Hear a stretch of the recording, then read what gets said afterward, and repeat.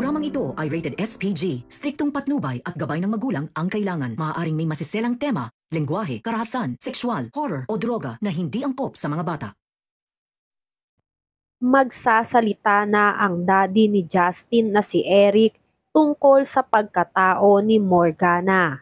Alamin natin. Welcome back sa aking channel. Mga kaganapan sa abot kamay na pangarap.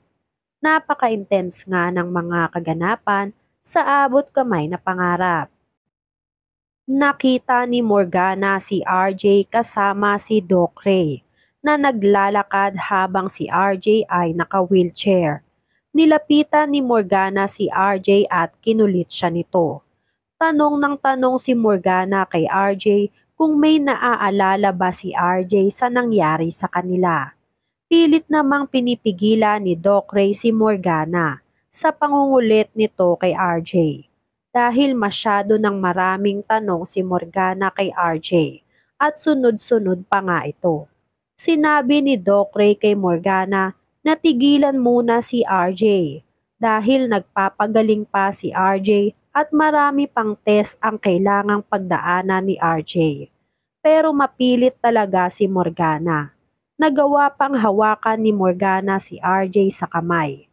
Kaya nabigla si Morgana nang biglang umiwas si RJ at nanlaki ang mga mata habang nakatitig kay Morgana. Nag-flashback sa utak ni RJ kung paano niya nalaman na hindi niya tunay na anak si Zoe at kung paano niya pinaamin si Moira na sabihin ang totoo kung sino ang ama ni Zoe at kung totoong hindi niya tunay na anak si Zoe. Hanggang sa aksidenteng natulak ni Moira si RJ sa hagdan na naging dahilan ng pagkabagok ng ulo ni RJ at mawalan si RJ ng memorya. Takot na takot si RJ. Sinabi ni RJ na alam na niya ang lahat. Sumakit ang ulo ni RJ habang nagpa-flashback sa utak niya lahat ng nawalang memorya niya tungkol sa pagkatao ni Zoe. Kaya nagtanong si Doc Ray kung ano ang nangyayari kay RJ. Naisip ni RJ na wag na munang ipaalam sa iba kung ano man ang nag-flashback sa utak niya. Para hindi makapagplano si Morgana sa kanya, pati na rin mapaghandaan kung paano masasabi ni RJ kay Zoe na hindi siya tunay na anak ni RJ. Nagtataka si Morgana kung ano ang sinasabi ni RJ na alam na niya. Pero nilihis ni RJ ang sinabi niya para hindi makahalata si Morgana. Kaya sinabi ni Doc Ray kay Morgana na kailangan na niyang ibalik si RJ sa kwarto niya para makapagpahinga ito. Dahil sobrang nanakit ang ulo ni RJ, baka kung ano pa ang mangyari kay RJ kapag hindi ito nakapagpahinga.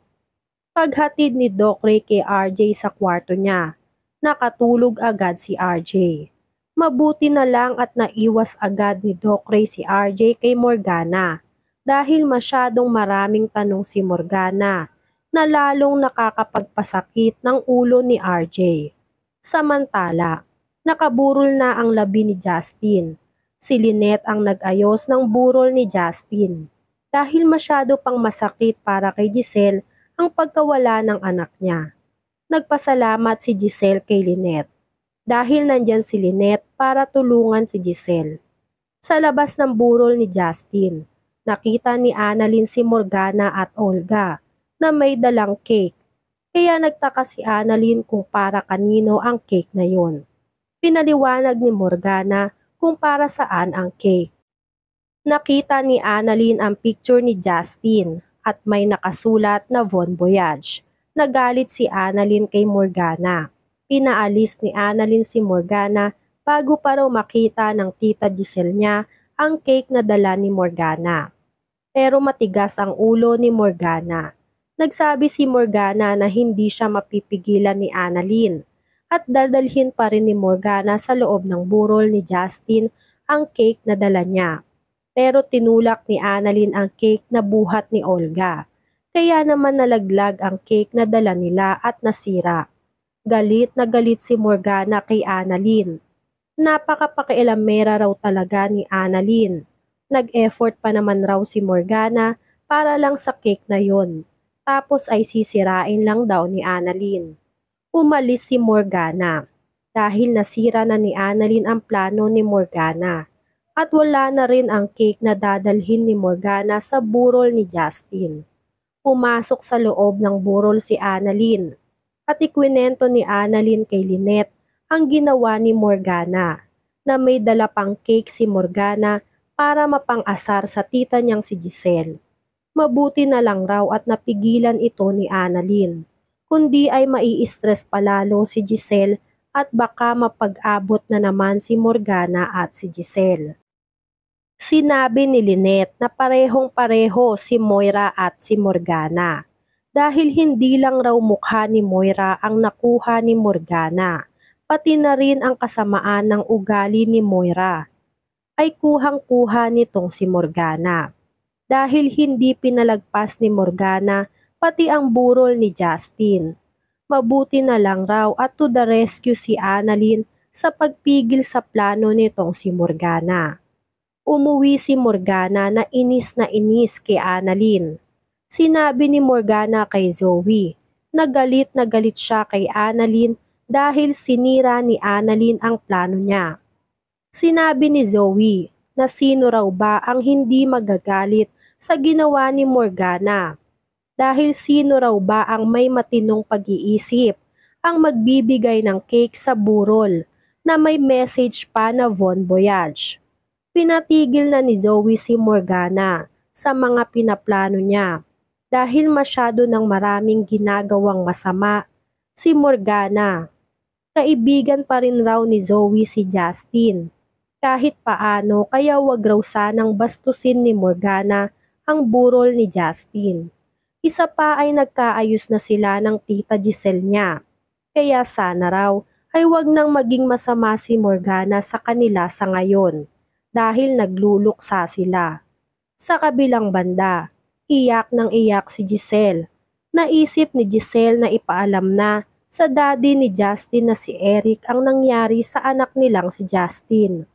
Tinawagan ni Giselle si Eric para sabihin ang nangyari.